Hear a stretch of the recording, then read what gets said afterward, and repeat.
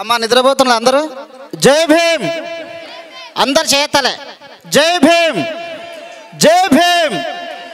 జోహార్ భారత్ పితా బాబా సాహెబ్ అంబేద్కర్, జోహార్ మహాత్మా జ్యోతిరావు ఫులే. అమ్మ అందరికి ఆకలి అవుతుందా? నిజంగా చెప్పండి. బా గట్టిగా చెప్పినావు తల్లి, గట్టిగా చప్పాలి కొట్టుకుని ఒకసారి అందరు. వెరీ గుడ్, వెరీ గుడ్ తల్లి. అన్నం ఎప్పుడైనా తినచ్చు, ఆకలి గంట సేపు అడిట్ ఏం కాదు. బంతీజీ మయన్మార్ దేశం నుంచి బాచుపల్లి దాకా మీకోసం వచ్చిండు. మీరు చప్పాలి కొట్టాలా అందరూ గట్టి ఒకసారి అందరూ. ఇంత పెద్ద విగ్రహాన్ని బాచుపల్లి ప్రజలు ఇక్కడ ఆవిష్కరించడం అనేది నిజంగా ఉస్మానియా విద్యార్థులుగా మేమందరము అభినందన తెలియజేస్తూ ఉన్నాం. అన్ని వాడలల్లో ఎక్కువగా భారతదేశంలో గాంధీ విగ్రహాలు లేవు. వాడవాడకు ఇంకో విగ్రహాలు ఎవరియో లేవు, ఏ బ్రాహ్మణుడి లేవు.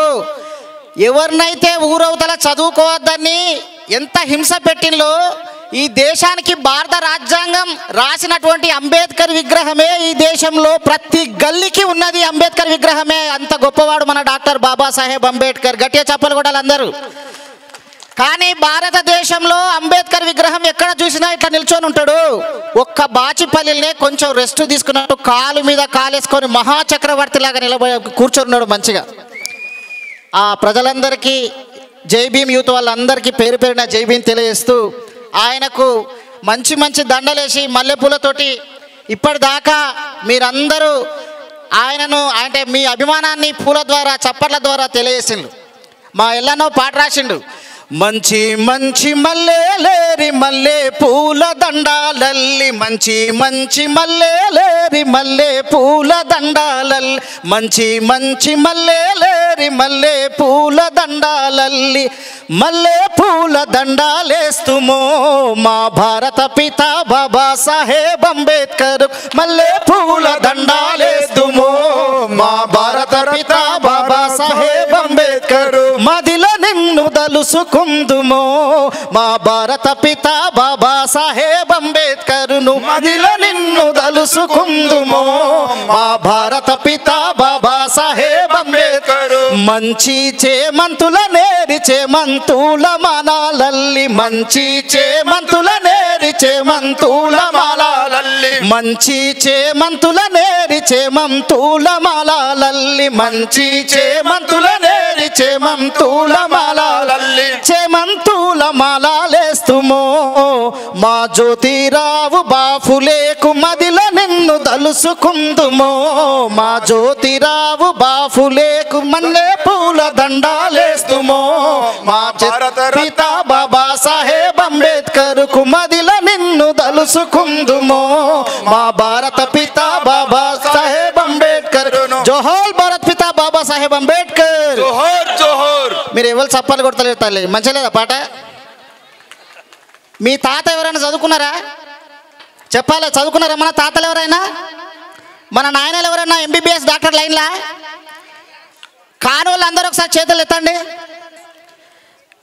ఈ దేశంలో కనీసం మీ కొడుకులు ఎవరైనా అమెరికాకు పోయినలా? ఎమ్మెల్యే లైన్లా? ఈరోజు బాబాసాహెబ్ అంబేద్కర్ విగ్రహాన్ని ప్రతిష్ఠించింది కదా, నెక్స్ట్ ఇదే ఇక్కడ చెప్పులు గుట్టటోళ్ళ కడుపుల నుంచి, కార్మికులుగా పనిచేసేటువంటి వాళ్ళ నుంచి, పేద ఎవరైతే కూలి పని చేసుకుంటారో ఈ కూలి పని చేసుకునేటువంటి కడుపుల నుంచే ఇక్కడ ఎమ్మెల్యే అవుతాడు ఈ రాష్ట్రానికి ముఖ్యమంత్రి. That is Babasaheb Ambedkar. అందుకే మహాత్మా జ్యోతిరావు ఫులే, అంతకుముందు బుద్ధుడు, సంత్ రవిదాస్, కబీర్ వాళ్ళందరూ చెప్పింది ఒక్కటే, మన పిల్లలందరికీ చదువు ఉండాలి, మన పిల్లలందరూ డాక్టర్లు కావాలి, మన పిల్లలందరూ సైంటిస్టులు కావాలి, మన పిల్లలందరూ ఇంజనీర్లు కావాలి, ఈ దేశాన్ని వెళ్ళేటువంటి చక్రవర్తులు కావాలి, ముఖ్యమంత్రులు కావాలి, ప్రధానులు కావాలి. ఇంతకుముందు దాసరామన్న వీళ్ళందరూ చెప్పిండ్రు. ఏమని చెప్పిండ్రు? 100 ఓట్లు వచ్చినాయి, ఎవరికైతే 100 ఓట్లు వస్తే వాళ్ళు గెలుతారు, 10 ఓట్లు వచ్చిన వాళ్ళు 2 ఓట్లు వచ్చిన వాళ్ళు ఓడిపోతారు, అంతే కదా. ఈ దేశంలో 97% బీసీలు, ఎస్సీలు, ఎస్టీలు, మైనారిటీలు ఉంటే 3% ఉన్నటువంటి అగ్రవర్ణాలు బ్రాహ్మణులు ఎందుకు గెలుస్తున్నారు?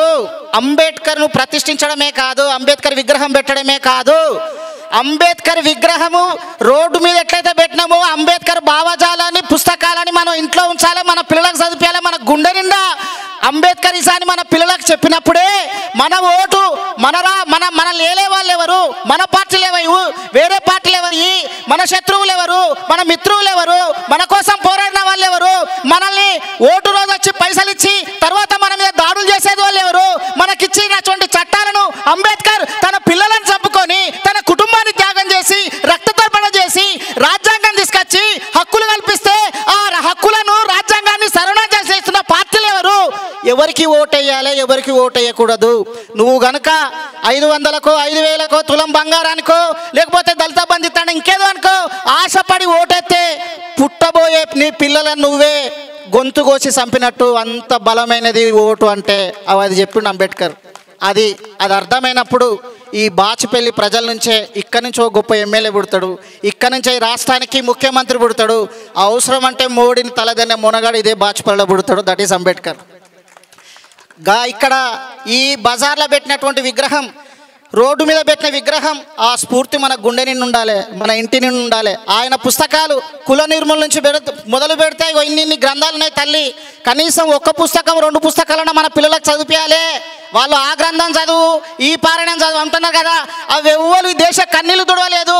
అవి ఎవ్వి కూడా ఏ గ్రంథాలు కూడా ఈ దేశంలో మనిషిని మనిషిగా చూడలేదు. పశువు కన్నా హీనంగా ఊరవతల బట్టలు లేకుండా కనీసం చెప్పులు లేకుండా బట్టలు వేసుకుంటే చెప్పులు వేసుకుంటే నీ తలకే నరికిన్లు, చెవుల సీసం పోసిన్లు, చదువుకుంటే నీ నాలుకే కోసిన్లు.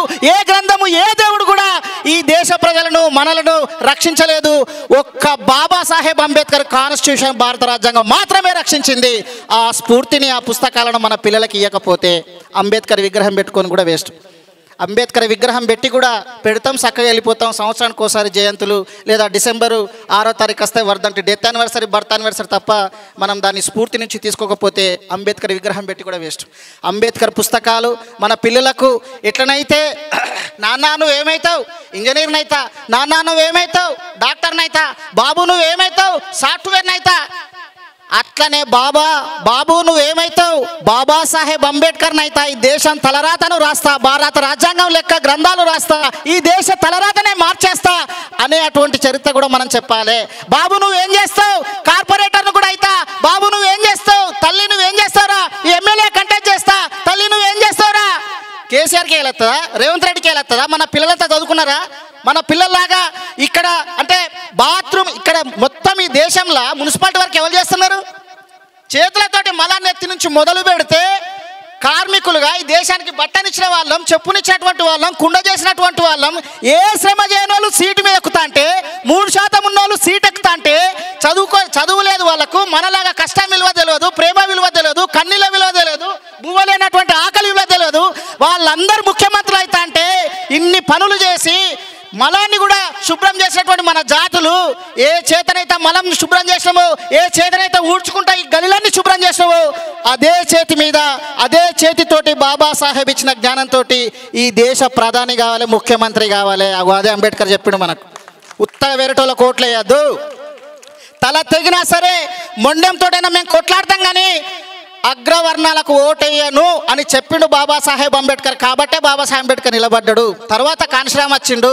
మాయావతి అనేటువంటి ఒక మహిళను శ్మశానంలో ఉన్నటువంటి ఎక్కడో ఉన్న ఒక మహిళను తీసుకొచ్చి ముఖ్యమంత్రిని చేసిండు. 4 సార్లు ముఖ్యమంత్రిని చేసి ఇక్కడ ఉన్నటువంటి ఈ విగ్రహం ఉంది కదా, ఫస్ట్ కాన్షిరాము యూపీలో అట్లా కూర్చునే విగ్రహాన్ని పెట్టిండు.